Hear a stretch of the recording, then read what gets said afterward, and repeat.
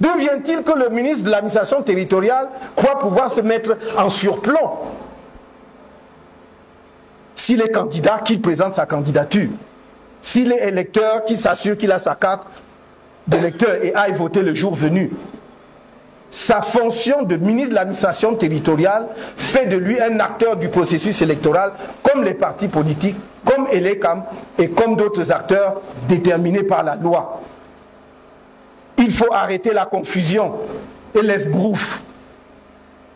Il faut arrêter le m'as-tu vu. Cela n'impressionne personne.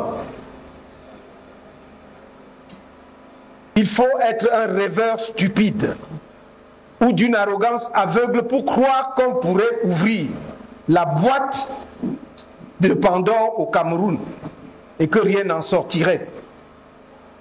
À force de décider le diable sur le mur, il finira par apparaître.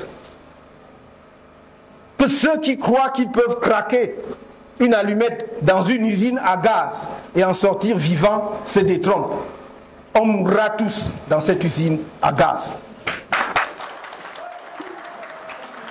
Du RDPC, c'était lui donner du MRC, le mandataire du MRC, c'était lui donner une chance de rentrer dans le jeu républicain. Rentrer dans le jeu républicain, parce que la politique, ce n'est pas la rue. C'est au Parlement, c'est dans les municipalités, c'est au Sénat, ainsi de suite, ainsi de suite. Alors, on vous donne une chance, vous dites que vraiment, cette chance-là, vraiment, ça ne me dit rien. Et après, on se réveille le matin pour dire que, oh, bon, vraiment, nous, on va mourir. Et c'est que, non, il va aller mourir seul. Personne ne va l'accompagner dans sa tombe. Il n'a pas vraiment besoin de 2025 pour mourir. Il y a les cordes qui se vendent dans les marchés partout. Vous n'avez pas besoin d'attendre 2025. Il faut vraiment, c'est une mise en garde claire. Les autorités administratives sont là pour encadrer les activités politiques. Voilà, il faut que ça soit clair. Donc, ils peuvent apprécier pour dire que maintenant, ça peut aller. Maintenant, ça peut ne pas aller. Ainsi de suite. Alors, nous sommes pour le respect de la loi. La loi doit être respectée. D'ailleurs, j'ai vu que ce député qui parle d'un candidat a plutôt dit qu'il plaidait pour un candidat du RDPC. Je ne sais pas si vous avez vu la vidéo comme moi. Donc vous voyez que même Dieu Tout-Puissant, quand on veut tricher, vraiment, même Dieu ne peut pas accepter. La réalité est qu'il y a un monsieur qui a déclaré qu'il va boycotter les élections, avec pour conséquence boycotter donc la chaîne présidentielle et tout ça. Donc aujourd'hui, tout ce qu'il va seulement faire, bon, on se dit que bon, vraiment, 2025 c'est mauvais, peut-être dans 10 ans, je peux revenir si j'ai la chance. Mais même si vous voulez venir dans 10 ans, commencez à vous préparer aujourd'hui. Commencez à vous préparer aujourd'hui. Et je vais terminer sur autre chose.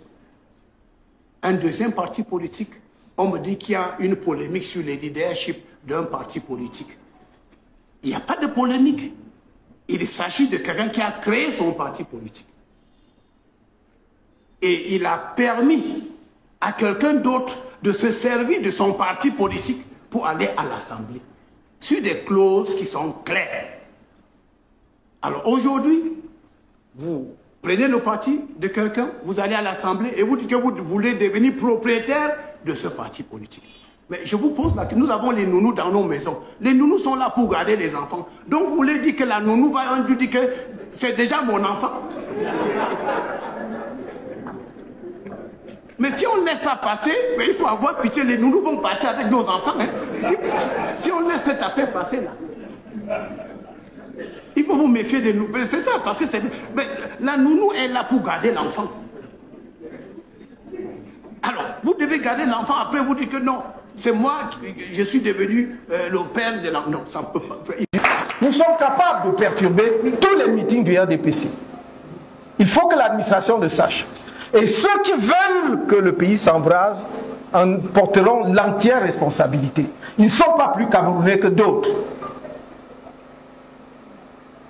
Nous ne sommes pas un peuple couché.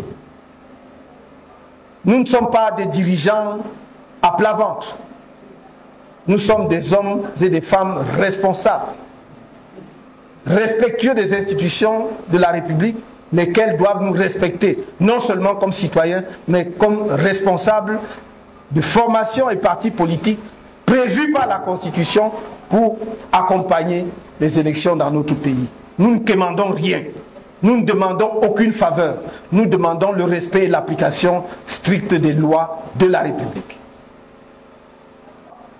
Qu'ils le veuillent ou pas, que cela leur plaise ou pas, ils ne perdent rien pour attendre, car quand viendra le moment de déployer nos activités, je peux les assurer que nous les déploierons. Alors, nous les déploierons, quel que soit ce qu'ils feront. Parce que s'ils veulent justement qu'on passe par des cases, s'ils veulent que l'on passe par les cases que nous voulons à tout prix éviter, que nous essayons d'éviter depuis 10 ans, alors croyez-moi, on ira. Ça suffit. Ça suffit. Il faut respecter les Camerounais.